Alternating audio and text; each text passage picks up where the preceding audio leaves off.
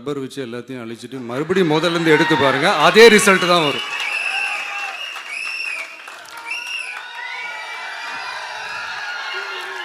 இது என்னப்பா லாஜிக்கு, அது எப்படி எல்லார் வீட்லேயும் டிவிக்கு இருக்கும் அப்படின்னு நீங்கள் கேட்டிங்கன்னா, ஒரு சின்ன சாம்பிளுக்கு ஒரு சின்ன டெஸ்ட் ஒன்று பண்ணி பாருங்களேன். நம்ம சிஎம் சார் இருக்காங்கள்ல, ஸ்டாலின் சார்,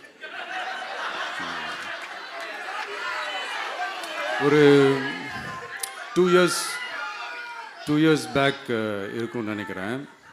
ஒரு மேடையில் பேசும்போது சொன்னாங்க, இந்த மாதிரி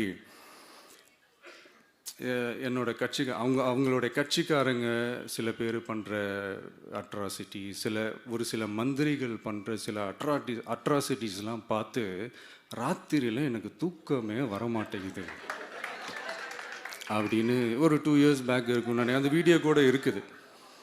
அப்படி இருக்கிற அவர் என்னைக்காவது ஒரு நாள் அசந்து தூங்குவார்ல, அப்போ அவர்கிட்ட போய், சார் சார்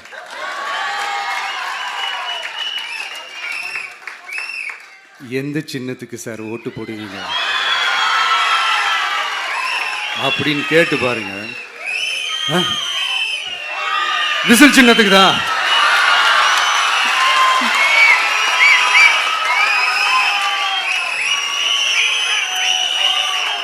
தூக்கத்தில் இப்படி டப்புன்னு எழுப்பி கேட்டால் டப்புன்னு உண்மையை போட்டு உடைச்சிருவாங்க. அதுக்கு சொன்ன அப்படி இருக்கிற இந்த நிலைமையில டிவிக்கு சிட்டியில் தான் இருக்குது, டவுனில் தான் இருக்குது, வில்லேஜ் சைட்லலாம் இல்லை அப்படின்னு சொல்கிறவங்களுக்கு இந்த மாதிரி சில டெஸ்ட் எல்லாம் பண்ணி பாருங்க, தெரியும்.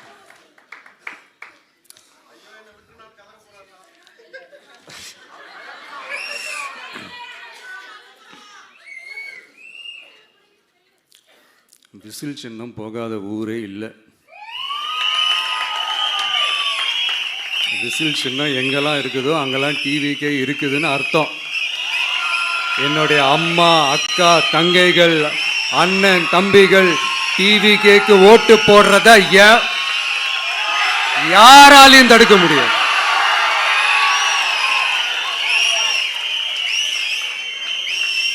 ரத்த சொந்தமா நம்மள நினைக்கிற நம்மளோட வகையராக்களை எந்த கட்சியாலையும் எவ்வளவு விலை கொடுத்தாலும் வாங்கவே முடியாது.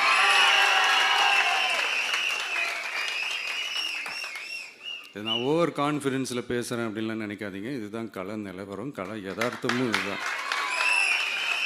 தீய சக்தியை வீழ்த்துறதுக்கு தூய சக்தியான நம்மளால் மட்டும்தான் முடியும்.